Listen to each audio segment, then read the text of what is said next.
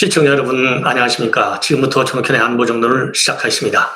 자, 이번 시간에는요, 이 김성태하고 이재명 관계, 그리고 또 이 김성태하고 북한의 돈, 총 800만 불, 100억, 이 전달된 경위, 이런 것들을 이 중심으로 말씀을 드리고요. 지금 이제 전화를 했느냐 안 했느냐, 이게 또 하나의 굉장히 중요한 단서예요. 왜냐하면 이게 둘이서 알았다고 해야만이 이 대북한에 돈 800만 불 준 거, 이거 다 결국은 이재명을 위한 돈이 아니냐, 이렇게 결론을 낼 수 있을 것 같아요. 자, 그래서 제가 보기에요, 이제는 이 김성태, 그다음에 이재명, 이런 사람들의 어떤 대북 관계를 말이죠, 단순하게 어떤 경협 차원에서의 대북 교류 사업으로만 보고, 지금 검찰의 수사도 또 이 언론 보도도 주로 그쪽 방향으로 지금 많이 다뤄져 있어요. 그래서 이 경제적인 측면에서의 이 경기도와 그리고 이 북한 이 공작 당국과의 접촉, 이제는 경제적인 측면에서만 볼 게 아니다. 제가 보기에는요, 이거를 심각한 이 안보 위협 사안의 하나가 아니냐. 저는 그래서 이 안보적인 시각에서 이 김성태와 이재명 경기도와의 관계를 좀 이제 뚫어봐야 될 것 아니냐, 이런 생각이 들어요. 그래서 제가 오늘 이제 보도가 좀 많이 늦어진 편인데요. 자, 이거 관련 자료를 찾는데 이게 굉장히 어렵네요. 왜냐하면 보도들마다 조금씩 또 내용이 조금 달라요. 그리고 이제는 이제 경제적인 측면보다는 뭐 그거는 그대로 계속 추적도 하고 확인을 해야 되겠지만은, 이 검찰 당국에서도 이게 뭐 부패방지법 위반이다, 무슨 뭐 외국한 관리법 위반이다, 뭐 횡령 배임이다, 이것도 굉장히 중요한 덩어리죠. 요거는 요것대로 수사해 나가고, 지금부터는 또 하나, 이 지금까지는 그러니까 반부패 형사부 중심으로 수사가 진행되고 있어요. 그런데 이거를 공공안전부, 즉 옛날식으로 따지면은 뭐 이 뭡니까, 이 보안 파트, 이 수사 대공 파트, 이쪽에서 이 수사력을 좀 투입해야 될 것 아니냐. 그래서 서울지검의 이 반부패 형사부 플러스 이 공공 안전, 옛날에 이 대공 수사 이 하는 이쪽에서도 검사 인력을 이 반부패부에 좀 추가시키든가 파견한다든가, 아니면 별도의 대공수사팀이 여기에 달라붙어야 될 것이 아니냐, 이렇게 저는 판단합니다. 왜냐하면요, 이게 뭐 이 남북 교류 사업, 그다음에 이재명이가 북한 간다 안 간다, 뭐 이런 걸로 해서 지금 내가 돈이 주고받은 걸로 되어 있는데, 북한의, 그러니까 이재명이는 뭐 안보적인 차원에서 북한이, 그러니까 대남 공작망 연결 차원에서 자기를 포섭하려고 하는 것이 아니냐, 이런 의심을 가졌을 가능성도 배제할 수 있는 것 아니냐. 만약에 그런 관심과 우려와 또 이 나중에 이 문제가 생길 여지 없이 그냥 북한을 한번 갔다 오려고, 아니 그거는 일반 관광객 입장에서는 그렇게 하죠. 일반 기업인 입장에서야 순수 기업인이라면. 근데 이재명이는 기업인이 아니에요. 이재명이는 고위 정치인이에요. 이미 2017년도에 대선에서 2등까지 한 사람이에요. 어마어마한 인물입니다. 그리고 북한 입장에서 볼 때는 이재명이가 단순하게 지방자치단체장이 아니에요. 이 사람은 미래 권력의 주인공이 될 수도 있어요. 그래서 처음부터 북한 당국이 달라붙은 기관들, 여기는 우선 아태협이 앞에 깔려 있잖아요. 그런데 여러분들이 이거를 잘 아셔야 돼요. 아태협은 이름이 얼마나 좋아요. 아시아 지역의 평화와 무슨 뭐 이런 거를 위해서, 교류를 위해서 협력한다, 이런 거를 하는 단체다. 그러니까 이게 얼마나 좋습니까? 얼마나 멋있어요. 그래서 아태협 하면 통상적으로 좀 경제적인 고려를 좀 많이 챙겨나가는 이러한 역할을 하는 단체로 알고 계신데, 이거는 말이죠, 사람 한 사람만 보면 그거는 앞에 깔려있는 일장의 모양새, 그냥 간판 이 표지판에 불과해요. 속은, 옷을 벗고보면 거기에 누가 딱 앉아있느냐, 위원장이 누굽니까? 김영철 위원장이에요. 아트위험은 계속 우리 언론에서 지금 이종혁만 나오잖아요. 노노. 이종혁이 엄청나게 실세죠. 아니, 김정일 부인인 성혜림이가 이종혁의 그러니까 형수예요, 형수. 이종혁의 형의 부인을 갖다가 좀 무식하게 얘기하면요, 김정일이가 뺏어간 거예요.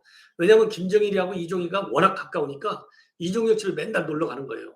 아니 보니까 이거 이종혁이 그 형수가 너무 이쁘고 마음에 드는 거야. 그 뭐 강제 이혼시키고 뺏어갔어요. 이 정도로 김정일과 이종희가 가깝고, 그러니까 이종일이가 지금까지도 해먹는 거예요.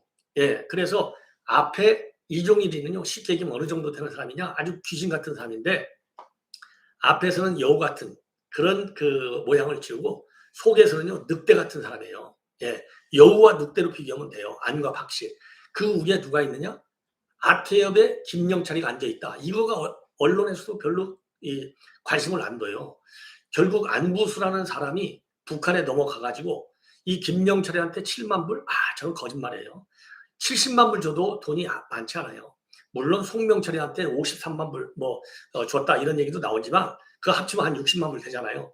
송명철이가 주면 송명철은 아태우에 그러니까 리종혁보다 한 단계 낮아요. 리종혁이 우연자이고 송명철이는 부위원장으로 지금 나와 있는데 또 어디에서 또 실장으로 나와 있고 왔다 갔다 하는데 부위원장이거든요. 그게 송명철이 나죠. 예. 그리고 지금 이제 언론에 잘 안 나오는데 핵심을 봐야 되는데 그러니까 이종혁 위에 김영철이가 앉았다. 김영철이는 천안함, 연평도, 대남 공장의 총사령관, 정찰 총국장. 김영철이가 지금도 위원장하고 있어요. 김영철이 머리는요. 모자는 명함에 이 직책은 많이 갖고 다니죠. 그러나 총 명함은 정찰 총국장. 예, 이게 얼마나 센 자리예요. 이거를 수십 년 한 사람, 수십 년까지는 아니지만은 10여 년 제일 장기 집권한 사람이 김영철이에요. 김영철이의 지시를 받아서 리종혁이가 앞에서 연극배우로 역할만 하는 거예요. 그리고 또 하나 숨겨진 사람이 누구냐? 김성애예요. 김성애. 김성애도 명함이 여러 개예요. 김성애는 누구냐? 김성애는요. 통전부에서 김영철이의 직계 실무총책이에요. 통일정책실장. 그러니까 한국을 어떻게 적화 통일할 것이냐. 그 통일 전략 정책을 만드는 대표 책임자가 김성애예요. 김성애는 전략가예요. 김성애는. 그래서 이 김성애는 아태위에서는 실장으로 돼 있고 통전부에서도 실장으로 돼 있는데 진짜 실체는 김영철하고 같이 움직이는 통전부의 대남 공작 라인의 핵심이에요. 그리고 이호남이가 또 여기 등장하거든요. 이게 사람을 잘 아셔야 돼. 조직을 잘 알아야 돼요. 그래야 전욱형이가 얘기한 대로 이걸 순수한 게 경제 문제로만 볼 게 아니구나. 부패 방지나 뇌물이나 무슨 외국화 관리법이나 이런 것도 봐야 되지만 그 이면에는 뭐가 숨어 있느냐? 늑대가 숨어 있는 거예요. 김영철이하고 이 김성애가. 김성애가 대남 전략의 실무 전략가거든요. 대남 간첩들. 니오나미는 더 이상 얘기할 것도 없고 니오나미는 김성애하고 마찬가지고 아주 대남 핵심 통해요. 실무에서. 흑금성 상대가 누굽니까? 이 리오남이잖아요. 리처럼은 여러분들 잘 아시죠? 리철 이름이 계속 바뀌어갖고 지금 리오남으로 돼 있고 이 리오남은 통전부를 갔다 무슨 보위성으로 갔다 그다음에 35실로 갔다 어디로 갔다 많이 왔다 갔다 했는데 현재는요 2015년도인가요? 2015년 중반쯤에서 지금은 이제 통전부로 가 있어요. 그러니까 이호남이는 누구냐? 통전부 직할이에요. 예, 거기에 소속돼 있어. 그러니까 김영철, 이호남, 김성애 이런 사람들이 전부 대남 간첩망을 조직하고 지령을 내려주고 이번에 민노총 이게 누가 있습니까? 민노총은 문화교류국이 있잖아요. 문화교류국도 이 실질적으로 대남 간첩을 파견하는 집파 운영하는 아주 핵심 기관이 이거는요. 문화교류국은 통전부는 그냥 하나의 큰 부처며 문화교류국은요. 김정은이 직할부대예요. 이 통전부의 이호남이가 지금은 청찰총국으로 들어가 있고 이호남이가 돌고 돌아서 지금 현재로서는요. 이 청찰총국 소속의 모자를 쓰고 있어요. 청찰총국이 뭡니까? 북한 대남 정보기관의 총책이 정보파트에 이게 청찰총국이에요. 그러니까 이 무서운 공작 실세들 간첩 보내고 또 이 교육 주고 교육시키고 지령을 내는 사람들이 딱 후면에 무대 뒤에 숨어 있는 거예요. 여기에 말려드는 거예요. 그래서 지금 이제 조선일보, 오늘 동아일보 이런 데서 또 중앙일보 이런 데서 단독 보도를 지금 많이 하고 있어요. 정말 우리 아주 훌륭한 신문들인데 이걸 종합적으로 기사 하나 읽어줘봐요. 읽어주고 그게 몇 줄 가지고 논평 대충 해주는데 그것도 저도 이제 필요하죠. 왜냐하면 이건 제가 해석하는 거니까 전욱현이가 뭘 가지고 저렇게 해석하는지 여러분도 아셔야 되잖아요. 그래서 제가 서론 겸 결론을 미리 말씀드리는 거예요. 그래서 이호남이를 이 북한에서 배경에 깔고 이호남이를 김성태, 그 다음에 쌍용에 지금 구속되어 있는 방영철, 그 다음에 아태엽의 안부수 이런 사람들이 리호남, 김성애, 그 다음에 김영철, 그 다음에는 리종혁 이런 사람들을 쫙 만나고 다닌 거예요. 이게 무서운 겁니다. 그래서 지금 이제 이재명이는 그러면 이제 그러니까 북한에서는 대남 공장망을 양성하는 게 목표고 이재명이는 대북 사업을 잘 해가지고 이거를 대선으로 연결시키는 게 목적이에요. 그래서 작년도 선거에서 이기는 게 목적인데 왜냐? 지금 민주당에서 반발하잖아요. 야, 그거 2019년도면은 남북관계가 다 깨졌을 때야. 그런데 어떻게 경기도지사가 북한에 막 가고 돈 대주고 이게 말이나 되겠어? 소설 쓰지 마. 이렇게 얘기 나오잖아요. 그리고 누구야? 이재명이는 신창작 소설을 쓰고 있네 그러잖아요. 왜 그렇게 애매모호하게 두리뭉실하게 얘기하느냐? 뭐 소설은 그야말로 소설, 예? 이 소설이잖아요. 픽션이잖아요. 그러니까 이제 완전히 꾸며낸 탄압수사 한다. 이걸 얘기하는 거지만 그거 플러스 알파 많은 의도가 있어요. 말을 한마디 잘못하면 진실공방으로 계속 이어지잖아요. 그럼 이게 검찰 가서 진술할 때, 나중에 법원에 가서 진술할 때 그게 잘못하면 자기의 옥조에는 이게 자기의 발언이 되는 거예요. 그러니까 그냥 신작 소설 이렇게 해버리는 거예요. 신작 소설이 아니에요. 왜 2019년도에 더 그렇게 했느냐? 이건 2018년도 올라가면 돼요.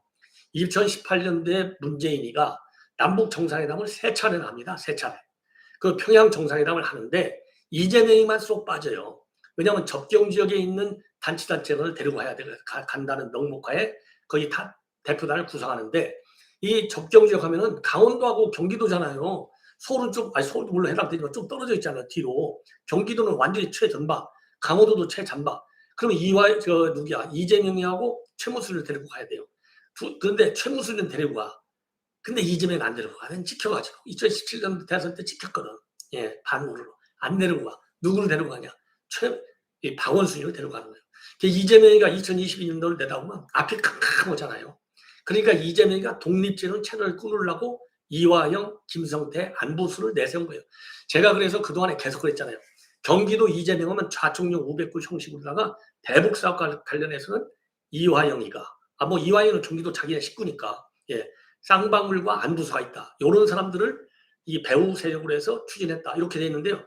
제가 이렇게 해석해 왔는데 오늘 처음으로 조선일보에서 제가 논평한 기조를 따서 기사 분석을 하고 있어요. 이게 문제입니다. 그래서 정부 차원에서 2019년도부터 이게 딱 경색이 되니까 그거를 뚫고 가야 이재명이 실력 발휘가 되잖아요. 그래야 이재명이가 이런 대선 카드로 이 북한 카드를 활용할 수 있잖아요. 그러면 이제 대선이 끝난다 이렇게 보는 거죠. 그래서 친서도 보내고 예, 또 그다음에는 공문서도 보내요. 그 친서는 2019년도 5월에 보내고 그러니까 이제 2월 달에 2019년도 2월 달에 하노이 회담에서 실패했잖아요. 북한이. 그리고 이제 남북 관계는 이제 또 대화가 잘 안 되고 그러니까 친서를 보내요. 친서를 보내서 내가 가고 싶다. 그래서 스마트팜 하여튼 북한 인도적인 그때는 이 친서에서는요 인도적인 그런 지원을 하겠다. 예, 인도적인 지원. 요런 거에 이유를 대요. 그리고 산림 독화 사업을 도와주겠다. 예, 굉장히 인도적이잖아요. 비정치적인. 그러다가 연말에 가서 이제 친서를 한번 보냈으니까 이게 5월 달이고 12월 달에 연말에 가서 공문서를 보낼 적에는 이제는 방북을 정중히 요청드립니다. 이렇게 하는 거예요. 친서를 한번 깔아놓고. 예. 그리고서 그때는 스마트팜. 예, 스마트팜 더 크잖아요. 그 다음에 양돈 사업. 요 미끼를 북한한테 던지는 거예요. 그런데 2019년도 10월 달에 이화영이가 그러니까 누구죠? 이재명은요. 북한 사업을 자기의 하나의 랜드마크 사업으로 추진해갖고 북한 사업 대선 딱 매치를 시켜서 추진하는 거예요. 이러려고 평화부지사를 딱 도지사가 되자마자 평화부지사직을 만드는 거예요. 그리고 대북 교류 협력 사업으로 200억 원이나 되는 기금을 만들어 놓는 거예요. 근데 이게 잘 안 되잖아요. 그리고 또 통일부에 뭘 하느냐? 남북 교류 사업으로 또 지정을 받아요. 대북 사업 지원 부서로 경기도가 지정이 돼요. 요런 또 이 인프라를 만들어 놓는 거예요. 그래서 조직적으로 북한에 들어가는 거예요. 그래서 2018년도 9월에 이 남북 정상회담 할 때 본인이 못 끼니까 한 달 후에 이제 급하잖아요. 박원순이한테 밀리면 안 되잖아요. 박원순이. 예, 그렇잖아요. 최무순이야 대권 경쟁자가 안 되니까 박원순한테 밀릴 것 같으니까 이화영이를 10월 달에 2차례에 걸쳐서 북한에 보냅니다. 그때 김명철이를 만나니까 김명철이가 야 나의 대북 창구는 경기도에서의 대북 창구는 아태협의 안부수로 해달라 이렇게 지령을 내려요. 예. 여기 안부수가 이름도 아태협이잖아요. 이게 아주 북한의 대남 공작은요 무지하게 치밀합니다. 무지하게 안부수를 딱 집어넣고 그러니까 안부수가 11월에 북한 가고 12월에 돈 대주는데 또 역할하고, 그래서 안부수가 김영철이를 직접 또 만나갖고 7만 불을 전달해주고, 그리고 나머지 이제 200만 불, 300만 불, 그래서 500만 불을 2019년도 4월 달까지 해서 두 차례 걸쳐서 보내주고, 500만 불이 다 가니까 친서를 보내서 나를 초청해달라, 방북하고 싶다, 이 얘기를 보내고, 예. 그리고서 또 이제 300만 불, 야, 방북 좀 하자. 그러니까 야, 공짜로 안 돼. 그러니까 그 얘기를 이호남이가 그러는 거야. 너 500만 불 내. 이 얘기를 김성태, 이화영이한테 하는 거예요. 예, 안부수랑한테. 그러니까 그걸 갖다가 이 쌍용의 방용철 부회장, 이 사람이 이제 지금 들어가 있잖아요. 쌍용에서는요, 이 방용철이가 대북 사업을 전담했다, 이렇게 알려지고 있거든요. 이 방용철이가 마카오에서 환전을 해요. 뭐 저도 홍콩 총명사 할 때 마카오 자주 가봐서 알지만, 마카오는 여러분들 뭐 다 아시잖아요. 뭐, 예? 어디입니까? 라스베가스하고 똑같이 카지노 1등 지역이에요. 라스팔마스가 아니라 라스베가스를 한동안 추월한 적이 있을 정도로 카지노가 있다면 뭡니까? 돈 바꾸는 거가 좀 불법으로 할 수 있는 확률이 굉장히 크다. 불법 외환 이 교체가 뭐라 그럴까요? 환전이 가능하다. 그래서 마카오에서 이 환전을 해가지고 북한에 돈을 주는 거예요. 이거를 검찰이 다 이 거래 계좌 증거까지 다 가지고 있다는 거예요. 그럼에도 불구하고 이재명이는 소설 쓰지 말라, 거짓말해야 되는 거예요. 이게 제가 지금 모든 뉴스를 종합적으로 보면 그렇게 지금 딱 정리가 한마디로 끝나는 거예요. 그래서 이게 단순한 경제적인 측면에서의 순수한 경제 교류 사업이 아니다. 북한에서는 대남 간첩망을 포식하려고. 예, 왜냐하면 5년 동안에 지금 이제 문재인 정권 얼마나 후기입니까? 왜? 문재인 정권은 1기 비서실장 중이에요. 임종석은 누구냐? 전대협의 3기 의장. 전대협 3기 의장이 누구냐? 임수경이를 북한에 몰래 보내갖고 난리가 났었잖아요. 예, 이게 누구예요? 임종석이에요. 그 다음에 국정원은 누구냐? 서훈은 정상회담할 때마다 뭔가 미끼를 줘가지고 성사시킨 사람. 예, 얼마나 북한에서 볼 때 든든해요. 그리고 문재인은 누구예요? 고용주 변호사가 얘기했잖아요. 공산주의자라고. 예. 이러니까 그 다음에 이제 세상이 바뀌면서 통일부에는 또 이인영이가 갖다 놨잖아요. 전대협 3기 의장. 그리고 지금 제가 별도 방송을 만들려고 하는데, 지금요, 북한 간첩 수사 못하게 한 게 누구예요? 서훈이잖아요. 이건 다 알려져 있잖아요. 서훈이가 간첩 수사를 못하게. 그리고 문재인에는 경찰에다가 대북 공수사권을 넘겨주려고 그래. 그러니까 북한에서 볼 때는 통전 전략 차원에서 볼 때 대한민국을 혁명 만조기로 만들 수 있는 호기가 되는 거예요. 그러니까 이 문재인 정권은 말 잘 안 듣지. 또 문재인 정권은 신뢰도 많이 잃었지. 그러니까 이제는 비선으로 경기도를 만들어 놓으려고 하고, 경기도는 문재인 정권이 잘 안 되니까 오히려 이재명의 대북 사업 카드가 더 빚을 발할 수 있잖아요. 그러니까 그냥 돈 300만 불 질르는 거예요. 예. 이게 음흉한 소설이에요. 창작 소설은 누가 썼느냐? 이재명 창작 소설. 그런 시나리오를 가지고, 예, 여기서는 그럴듯한 시나리오겠죠. 그래서 이재명이는 경제를 앞세워서 가지만 북한은 포섭망으로 활용해서, 예, 그야말로 미래 권력의 주인공이 될 수 있는 이재명 키우는 거예요. 한라인으로. 그래서 이호남이한테 이거 대선 사업 차원에서 북한을 가고 싶어하니 도와달라. 그러니까 500만 불 내라. 그래야 헬기도 띄우고 또 이 벤츠도 띄우고 환영 행사도 할 거 아니냐. 예. 그래서 300만 불 깎아갖고 보내줬다는 거 아니겠어요? 대선 작업이에요. 대선 작업. 이게 무서운 북한의 공작의 실세고, 이거를 모르고서 이재명이가 응했다? 그러면 무능한 거고, 알고서 응했다? 그러면은 뭐 법률적으로는 잘 모르지만 정서적으로 그냥 인식적으로는요, 이거 국법부 위반 소지가 있는 거 아니야? 이렇게까지 볼 수도 있어요. 아니, 돈을 줬는데. 예. 그래서 이게 제가 산더미 같이 나와 있는 단독 보도들, 또 이 많은 보도들을 종합적으로 분석해 보면 아마 이렇게 분석하는 사람 아무도 없어요. 지금 대한민국에. 예. 이렇게 돼 있어서 벌써 이제 19분이 됐는데요. 자, 그러면은 실제적으로 어떤 말들이 오갔는지 이걸 또 여러분들께서 아셔야, 이런 걸 또 아셔야, 정현이가 또 이거 소설 쓴 거 아니야? 아니, 물론 뭐 저 방송 좋아하시는 분들 그렇게 생각 안 하시겠지만은, 구체적으로 이제 제가 한번 말씀을 구체적으로 조금 이제 데이터를 조금 더 구체화 시켜갖고요, 인용을 하면서 여러분께 좀 소개를 해드리도록 하겠습니다. 그러면은 똑 떨어지게 저는 항상 말씀드리잖아요. 저는 근거 없는 방송은 안 해요. 예, 근거 없는 방송은 절대 그 해소도 안 되고 절대 안 합니다.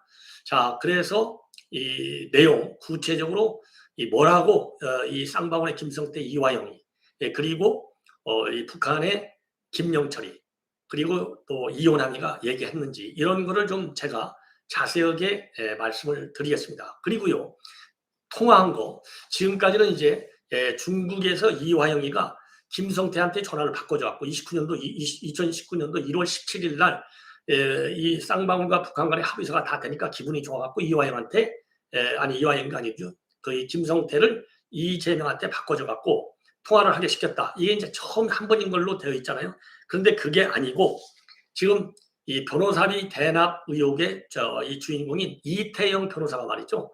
이 강남에서 그러니까 쌍방울에서 비비안 이 회사를 인수했는데 인수 기념으로 강남에서 술자리를 가졌다고 합니다. 그 술자리에 이태영 변호사가 참석을 했어요. 그래서 이 비비안 인수했다, 축하한다. 그럴 때 김성태하고 또 이재명을 전화를 바꿔줬다. 예. 그러니까 제가 보기에는 이게 똑 떨어지는 거예요. 그러니까 이재명이 머릿속에 비비안 인수했다고 그때 통화했지 이 기억이 있는 거예요. 그러니까 내가 쌍방울하고 관계 있는 것은 비비안 속옷 하나 입은 것밖에 없다. 이렇게 돼 있잖아요. 그럼 뭐 우리가 비비안 속옷 뭐 좋은 건 다 알죠. 그냥 뭐 비비안은 이거 워낙 유명한 브랜드니까 이렇게 생각할 수도 있어요. 그런데 비비안 회사를 인수한 기념으로 술자리가 있을 때 전화를 했으니까 비비안이라는 이 상표가 쌍방울표가 얼마나 많아요. 그냥 쌍방울표 무슨 메리아스 이게 아니고 비비안 속옷, 비비안 뭐 팬사 하나 사입었다 이렇게 돼 있잖아요. 그러니까 쌍방울표보다는 비비안표가 더 이재명 머릿속에 있는 거예요. 그러니까 이거 술자리에서 이거 전화 통화한 게 맞네. 이 대목에서 또 되는 거예요. 그러니까 지금 이화영 누굽니까 이태영이는요 전화한 것은 다녀없는데 기억은 잘 나지 않는다. 맨 기억이 안 난다는 거예요. 예, 술자리. 그러니까 이것도 또 술자리. 자, 이재명이가 뭐라고 그랬어요? 술자리를 할 때 이 자기 같은 유명 정치인들한테는 일반인들이 전화하고 싶어 하니까 그때 전화가 많이 오는데 혹시 왔는지 모르는데 기억이 안 난다 이러잖아요. 자, 그러니까 김성태하고 이태영 변호사하고 술자리 할 때 해준 거하고 비비안 속옷 사입은 거하고 딱 떨어지잖아요. 통화한 게 맞는 거예요.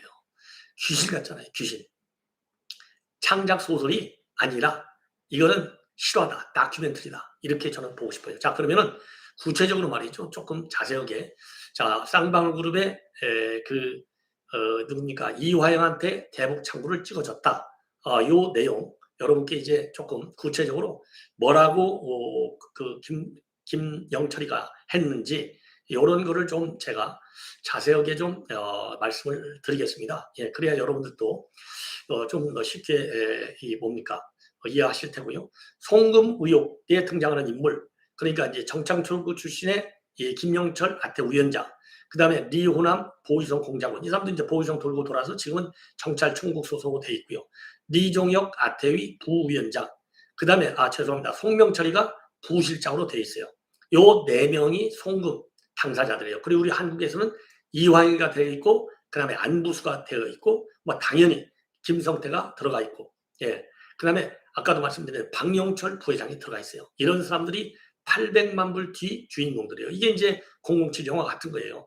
이 사람들이 이화영이가요, 2018년도 10월에 2번 북한을 갔어요. 그래서 이 대북 사업을 논의했고, 이때 김영철이가 이화영한테 따로 별도로 만나가지고 대북 사업과 관련해서는 안부수 아태협 회장을 통해서 상의하라. 이렇게 김영철이가 이화영한테 지령을 내리는 거예요. 그래서 이화영이는 결국은 안부수를 계속 활용해서 말하자면 밀명을 띄고 북한에 가는 거죠. 예. 그리고 이게 2018년도 10월 달 얘기잖아요. 그런데 미리 이 안부수는 2018년도 5월 달에 북한에 넘어가 가지고 대동강 사업 대동강 맥주 사업권을 따내면서 북한의 신뢰를 받기 시작하는 겁니다. 이러면서 이 경기도 아태역, 그 다음에 쌍방울이 3자 연합 방식으로 대북 사업을 진행했다. 이렇게 지금 검찰이 보고 있다는 거예요. 제가 그동안에 계속 이 얘기를 제가 했지 않습니까? 예. 그래서 이화영이는요, 방북한 이후로 안부수 회장을 만났고, 그리고 2018년도 이제 10월 얘기잖아요. 11월 달에 고향에서 제1의 북한 아태협하고 남북교류 행사를 가져요. 이때 누가 오느냐? 이종혁이가 오는 겁니다. 이종혁이가 오는 그 이 행사에 이재명이 그다음에 이해찬이 당연히 뭐 이화영 가죠. 그다음에 당연히 안부혁 가죠. 안부수 아태호 회장이 가죠. 여기에서 상당한 또 신뢰관계, 접촉관계를 가져요. 예. 자, 그리고요. 또 이제 뭐라고 하냐면 그러면 안부수를 갖다가 이 김성태한테 소개시켜준 사람은 누구냐? 그거는 이화영이가 소개시켜줬어요. 그래서 이 김성태가 결국 이제 경기도지사 대북교류사업 이 아태호 행사에 5억 원이 들어가는데 2억 원을 쌍방울이 대신 지원해주고 3억 원만 경기도에서 내는 거예요. 왜냐하면 5억 원을 들여서 하려고 그랬는데 경기도의회가 싫어하니까 이게 통과가 안 돼가지고 모자라는 2억 원을 쌍방울이 대는 겁니다. 예. 그리고 이 기간 중에 이 안부수 회장은 이혼함을 갖다가 이 김성태한테 소개를 해주는 거예요. 이때 이혼함이가 내려와요. 예. 그래서 그 뒤로 김성태는 이혼함을 2차례 더 접촉하는데 어디서 접촉하느냐? 2019년도 1월 단둥에서 접촉하고 그 다음에 2019년도 5월 요때 또 한 번 더 접촉을 해요. 그래서 2번 접촉하면서 이혼함이랑 관계를 맺고 그래서 이혼함이하고 관계가 좋아지니까 결국은 이제 대놓고 500만 불을 지원해 달라 이렇게 요청하니까 이 김성태가 500만 불은 환전하는데 어려워. 그래가지고 300만 불만 주기로 해서 마카오에서 환전을 해가지고 줬다. 요렇게 지금 이게 이제 일종의 이제 007 스토리예요. 예. 여러분 아시죠? 그래서 2019년도 1월 달에는 선양에서 이화영, 송명철, 그 다음에 안부수 이런 사람들이 한국기업 간담회에 참석했을 때 이 대북 송금 사실 전부 다 송금해달라 이런 얘기가 구체적으로 가면서 결국은 1월 달에 200만 불, 4월 달에 300만 불 그래서 총 500만 불을 넘겨주고 그리고 나서 2019년도 이제는 5월 달에 친서를 보내주는 겁니다. 친서. 나 좀 초청해달라. 이런 친서를 이제 보내요. 북한한테. 친서. 근데 이제 친서 내용이 조금씩 달라져요. 이거를 이 중앙일보가 아주 자세하게 보도를 하고 있어요. 이 중앙일보 보도를 내용을 보면은요. 처음 친서 초안에는 뭐라고 그럴까요? 초안하고 나중 최종본하고 조금 내용이 달라져요. 초안에는 방북 초청을 해달라 이렇게 들어갔는데 그 말이 초안이 아니고 이제 최종 안에서는 빠지고 북한하고 이 산림녹화사 이런 거를 좀 잘 도와주겠다. 이런 식으로 사업을 전면에 앞세워요. 그래서 이거를 이제 김영철 앞으로 이 친서를 보내는 겁니다. 근데 최종적으로 이제 이렇게 친서를 한번 보내놓고 연말에는요 2019년도 11월 달 이때는 뭘 보내느냐? 실제적으로 경기도지사 딱 직인이 찍혀 있는 공문서를 보내요. 이 공문서에서 스마트팜 사업 이걸 하겠다. 그리고 양돈 사업을 하겠다. 쉽게 얘기해서요. 우리가 너들 도와줄 테니까 나 좀 도와줘. 이 얘기가 마찬가지예요. 그러니까 그러면서 이 김성태하고 누굽니까? 이호남하고 얘기하면서 우리 이재명 지사가 다음에 대선에 나와. 이거 대선 사업용으로 대북 사업하는 거야. 그러니까 이호남이가 그래? 그러면 대선에 당선됐으면 좋겠네. 이런 얘기를 주고 받았다는 겁니다. 그러니까 이게 얼마나 이 대선과 연결시켜서 쩔쩔매가면서 북한 이 교류 사업을 하려고 이 경기도가 그야말로 작심을 하고 달려들었는지 충분하게 우리가 짐작할 수 있는 대목이 아니냐. 이렇게 결론을 내릴 수 있고요. 그리고 이제 그 아까 얘기한 대로 술자리 이거는요 2019년도 12월에 그래서 아까 말씀드린 대로 그 이 공문을 보낸 것도요 1차 친서를 보낸 것도 500만 불이 다 넘어간 다음에 보냈고 그리고 공문을 보낸 12월 달에 공문을 보낸 걸로 되어 있는데 요것도 북한하고 300만 불 보내는 내용이 협상이 진행되면서 이게 들어간 거예요. 그러니까 이 정도로 하면 북한도 이제 초청을 해주겠지. 이렇게 지원 액수하고 다 연계시킨 겁니다. 그리고 이제 11월에 그리고 2019년도 12월에 강남 음식점에서 말이죠. 비비안 인수 축하 자금, 이 술자리를 열었는데 그때 말하자면 이태영 변호사가 이재명한테 김성태를 바꿔줘요. 김성태를 바꿔주니까 그때 바꿔줘갖고 이제 통화를 해요. 이게 이제 두 번째 통화입니다. 두 번째 통화를 했고 이것만 하더라도 이제 둘이서 얼마나 이제 바꿔줄 수 있는 거 아니냐, 이 가까워질 수 있는 그런 자리가 아니냐, 이렇게 우리가 볼 수 있는 거고요. 그 다음에 김성태하고 이재명의 이 모친상이, 이 김성태 모친상은 19년도, 그리고 이재명 모친상은 2022년인데요. 자, 김성태 모친상에는 경기도지사의 비서실장이 갔고, 그리고 이재명 모친상에는 쌍방울의 방용철 부회장, 지금 구속돼 있는 대북 사업에 앞장선 사람, 이 사람이 갔어요. 자, 이렇게 해서 김성태하고 그리고 이재명이가 이 직간접적으로 교류를 했는데, 그러고서도 일면식이 없다, 전혀 모른다. 그리고 지금 이제 대북 이 사업을 하면서, 돈 얘기를 하면서 대선에 출마하고 하려고 한다. 그리고 이호남이가 잘 됐으면 좋겠다, 이런 얘기까지 했는데 어떻게 모를 수가 있으며, 이화영이가 자기 바로 밑에 있는 이 부지사인데 이런 어마한 대북 사업까지 하고 안부수를 갖다가 창구로까지 지정해주는 이런 지령을 북한한테 받았는데, 어떻게 이 내용을 이재명한테 보고 한마디 없이 이 북한과 접촉하고 이 교류를 했겠느냐. 이거는 만약 그렇다면요, 지나가는 소가 웃을 일이에요. 자, 이게 저의 결론입니다. 자, 이번에는요, 또 이어서 이 북한 간첩 수사를 서훈이가 어떻게 중단시켰는지, 그리고 이제 차원 간첩단 구속영장 4명이 이 영장이 발부됐어요.